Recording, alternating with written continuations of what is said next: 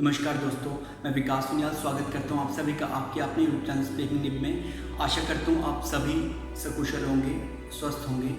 दोस्तों, मैं आपके सामने एक प्रार्थना लेकर आया हूं, एक रिक्वेस्ट लेकर आया हूं। दोस्तों, जब से ये साल 2020 शुरू हुआ है, हर तरफ से सिर्फ और सिर्फ नेगेटिव न्यूज़ की भरमार है। हर तरफ से नेगेटिव न्यूज़ ही हमारे पास आ रही हैं। पहले कोरोना आउटब्रेक हुआ, फिर हम देखें तो धीरे धीरे इसने वर्ल्ड की एक बहुत बड़ी पॉपुलेशन को अपनी गिरफ्त में ले लिया और हर दिन हज़ारों लोग इसकी वजह से मरने लगे। और आज हमारे देश भारत से लेकर विश्व के ऑलमोस्ट हर कंट्री में कोरोना बहुत ही बुरी तरह से व्यापक रूप से फैल चुका है और लोग इसकी चपेट में गिरफ्त में आते जा रहे हैं। साथ ही साथ इसके अलावा और भी ग्लोबल डिस्टर्बेंस चलती जा रही है कहीं पर। जैसे हमने देखा अभी हाल रिसेंटली अपने इंडिया में असम में जो ऑयल वेल है वहाँ पे आग लग गई। और साथ साथ पीछे जो बॉलीवुड से इतनी बुरी खबरें आती गई। और आज की जो खबर सबसे दिल दहलाने वाली थी, जब सुशांत सिंह राजपूत की सुसाइड की खबर आई, इसने तो एकदम अंदर से एकदम झकझोर के रख दिया है। दोस्तों, हर तरफ से नेगेटिविटी का ही माहौल है। और एक तरह से देखा जाए तो सब बंद गए हैं। एक आम आदमी अपने दो टाइम की रोटी के लिए स्ट्रगल कर रहा है। जो बड़े बिजनेसमैन हैं वो अपने बिजनेस स्टेबिलिटी के लिए लगे हुए हैं। हर तरफ से हर कोई प्रयास कर रहा है कि सब कुछ वापस दोबारा पटरी पर आ जाए। साथ ही साथ ये कोरोना अपना जो व्यापक रूप दिखाने में तो जस्ट कंटिन्यू है ही इसका। दोस्तों, इस नेगेटिविटी के माहौल में मैं एक बुक पढ़ रहा था, द सीक्रेट। रॉन्डा बर्न करके बहुत फेमस राइटर हैं और ये बुक बहुत फेमस है, जिसमें इन्होंने बताया नेगेटिविटी और पॉजिटिविटी के दोनों एस्पेक्ट्स के बारे में बताया। और बताया कि एक पॉजिटिव विचार 1000 नेगेटिव विचारों से भी कितना ज़्यादा स्ट्रॉन्ग होता है। उन्होंने दोस्तों इस बुक में रॉन्डा बर्न ने थैंकफुलनेस, ग्रेटफुलनेस और प्रार्थना की वैल्यू और इसकी पावर के बारे में बताया है। उन्होंने बताया है कि किस तरह से हम किसी के प्रति समर्पण दिखाकर, उसके प्रति अच्छी भावना दिखाकर और प्रार्थना से एक बहुत ही व्यापक परिवर्तन कर सकते हैं। चाहे वो हेल्थ को लेके हो, चाहे जीवन को लेके हो, या लाइफ के किसी भी एस्पेक्ट को लेकर प्रार्थना से हम बहुत ही रोचक और क्रांतिकारी परिवर्तन जीवन में लेकर आ सकते हैं। सकारात्मक सोच से हम सामने वाले का इवन इलनेस को भी ठीक कर सकते हैं। और ये चीज़ कुछ नई नहीं है। अगर आपने ऑटोबायोग्राफी ऑफ अ योगी पढ़ी होगी तो उसमें भी इस चीज़ का वर्णन है। और साथ में साईं बाबा का जीवन परिचय आपने देखा होगा तो उसमें भी इंसिडेंट आता है जब उन्होंने अपने शिष्य के रोग को अपने शरीर में लिया था। पुरानी मूवीज़ में भी ये सब दिखाया है। और साथ ही साथ दोस्तों, प्रार्थना में बहुत शक्ति होती है। इस बात में पर्सनली भी बहुत ज़्यादा बिलीव करता हूँ। दोस्तों, जब हमारे इंडिया में ये लॉकडाउन स्टार्ट हुआ कोरोना वायरस की वजह से, तो मैंने अपने आप से संकल्प रूप में एक प्रार्थना की कि मैं हर इवनिंग में जब अपनी डेली संध्या करता हूँ तो इस हिंदुस्तान के हर एक भाई और बहन के लिए और पूरे विश्व के हर एक इंसान के स्वास्थ्य की मंगल कामना के लिए एक माला श्री महामृत्युंजय जप मंत्र की बीज मंत्र की करूँगा। और प्रार्थना रूप में मैंने अपने मन में संकल्प किया कि हे परमात्मा, जो इस धरती पर इस समय ये महामारी चल रही है और इसकी चपेट में जो भी लोग आ रहे हैं उन सब की रक्षा करें, उनको स्वास्थ्य का लाभ दें और साथ ही साथ में रक्षा करें वो सब लोग जो स्वस्थ हैं उनकी। तो दोस्तों, मेरी आप सभी से भी ये प्रार्थना है, क्योंकि प्रार्थना में बहुत ज़्यादा शक्ति है। और महामृत्युंजय जप मंत्र के पावर को तो हिंदुस्तान में हर इंसान जानता है कि ये मौत के मुंह से भी इंसान को बाहर लेकर आ सकता है। इसके अंदर इतनी पावर है।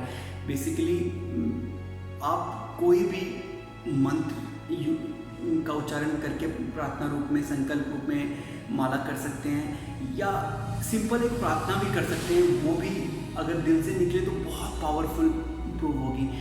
और बस आपको करना कुछ नहीं है। जब भी आपको टाइम लगे, जब भी आपका दिल करे, दिल से किसी के लिए बस हाथ जोड़ कर परमात्मा से जो भी शक्ति आप जिसकी पूजा करते हैं, या किसी की पूजा नहीं भी करते, किसी को भी मानते नहीं, तो जस्ट एज ए इंसानियत के लिए आप हाथ जोड़कर एक एनर्जी जो हमारे जीवन को चला रही है उससे प्रार्थना कर सकते हैं कि शक्ति, जो भी शक्ति को आप चाहते हैं कि इस परमात्मा, परमपिता परमेश्वर इस धरती के हर जीव को स्वास्थ्य लाभ दें और उसकी रक्षा करें, उसके जीवन में सकारात्मक ऊर्जा लेकर आएँ और उसके जीवन में नई खुशी और नई उमंग लेके आएँ और इस विश्व को भी इस महामारी से जल्दी बाहर निकालें, ताकि सब कुछ दोबारा ट्रैक में आ सके और हम सब लोग फिर फ्रीली एक दूसरे से मिल सकें, एक दूसरे के साथ बातें कर सकें, सुख और दुख उनका बांट सकें। दोस्तों, इस भावना में एक बहुत छोटी सी कहानी मैं आपके साथ शेयर करूँगा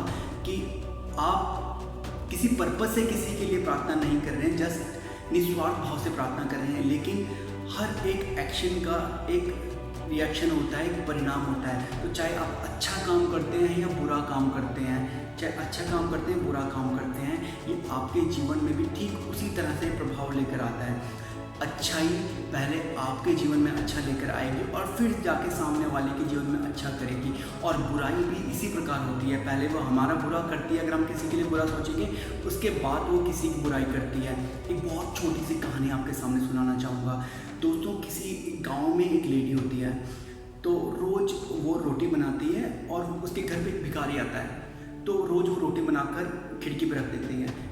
वो भिखारी आता है, उस रोटी को खाता है और रोज़ उस लेडी को बोलता है कि ये कैसी रोटी बनाई तुमने, इसमें तुम घी भी नहीं लगा सकती, और रोटी खा के वहाँ से चला जाता है। फिर दूसरे दिन भिखारी आता है, वो उसी तरह वहाँ पे रोटी रख देती है, और फिर भिखारी आता है, फिर रोटी खाता है, और फिर इसी तरह उस लेडी को बोलता है कि कैसी रोटी बनाई, कभी उसमें सब्ज़ी नहीं रखी, कहीं पे कुछ, क्योंकि वो लेडी भी गरीब होती है, जितना उसे बन पाता है वो जस्ट अपने भाव से वो रोटी वहाँ पे रखती है। और इसी तरह रोज़ चलता रहता है। रोज़ वो लेडी एक रोटी बना के खिड़की पे रखती है, भिखारी आता है, उसे खाता है और भला बुरा बोलकर वहाँ से चला जाता है। दोस्तों, एक रोज़ उस लेडी के मन में पाप आ गया। उसने बोला, यार मैं रोज़ इसके लिए रोटी रखती हूँ, रोज़ आता है, रोज़ मुझे भला बुरा बोलकर गालियाँ देकर चला जाता है, आज ना उसको सबक सिखाऊंगी। वो उसकी रोटी पे जहर मिला देती है और जहर मिला के उस रोटी को खिड़की पर रख देती है। दोस्तों, होता ये है कि उस भिखारी के आने का टाइम होता है, लेकिन तभी उस लेडी के अंदर आत्मा से आवाज़ आती है, तू ये क्या कर रही है, ये गलत है। किसी इंसान को अगर तुम जीवन दे नहीं सकते तो उसका जीवन लेने का अधिकार नहीं है। अगर तुम उसका भला नहीं कर सकते तो उसका बुराई करने का भी तुम्हें कोई हक नहीं है। और उसके मन में जब ये चेतना जागृत होती है, वो उसी समय वो रोटी उठाती है और वो भिखारी से छीनता है कि तू मुझे रोटी क्यों नहीं दे रही है। बोलती, नहीं नहीं, तुम इसे नहीं खा सकती। वो उस रोटी को छीन कर और जलती हुई अंगीठी में डाल देती है और रोटी वहाँ पसंद आती है और एक नई रोटी लेके भिखारी को देते हैं। भिखारी थोड़ा अटपटा लगता है, वो रोटी लेकर वहाँ से चला जाता है। थोड़ी देर बाद क्या होता है, उसके दरवाजे पे अचानक से कोई जोर से दरवाज़ा दस्तक देता है कि दरवाज़ा खोलो, दरवाज़ा खोलो। वो लेडी दरवाज़ा खोलती है तो वहाँ पर उसका बेटा होता है। उसका बेटा शहर से घर लौट रहा होता है, मगर कुछ गुंडे उससे सामान छीन कर उसे मारने की कोशिश करते हैं और उसके इतना व्याकुल रहता है कि उसको प्यास से व्याकुल, भूख से व्याकुल, माँ उसे अंदर लेकर आती है, उसे पानी पिलाती है, उसको खाना देती है। बोलती, बेटा तेरी दशा कैसे की। वो पूरा वृत्तांत सुनाता है, साथ ही बोलता है, माँ मैं तो आज मर ही जाता। जैसे गांव पहुंचा, लेकिन बस मैं ज़मीन पे गिरा ही था तो मैं देखता हूँ सामने से एक भिखारी आ रहा है। वो भिखारी आता है और मुझे उठाता है। बस भूख के मारे मैं व्याकुल था। वो भिखारी के हाथ में एक रोटी होता है, वो रोटी मुझे देता है। वो रोटी खा के थोड़ी सी मुझ में जान आती है, उस जान को जुटा कर मैं अपने घर तक पहुँचाऊँ। वो और बस जैसे ही ये बात सुनती है, उसकी आंखें फटी की फटी रह जाती हैं और अंदर अपने आप से गलाने का भाव आ जाता है। लेकिन साथ ही साथ उसको एक संतुष्टि भी होती है कि अगर आज वो जहर की रोटी वहाँ पर रख देती तो वो रोटी वो भिखारी ना खाकर वो मेरे बेटे को देता और बेटा घर आने से पहले ही। दोस्तों, ठीक इसी प्रकार से हम जीवन में जो भी अच्छा काम करते हैं, पहले वो अच्छा हमारा करता है, उसके बाद किसी का। और ऐसे ही अगर हम कोई बुराई भी करते हैं, वो पहला बुरा हमारा होता है। सबसे पहले बुरा तो ये हो जाता है कि हमने कोई बुरी बात सोची, बाकी सब तो बात की बात है। तो सबसे पहले बुरा हमारा होता है और उसके बाद कहीं जाके दूसरे का।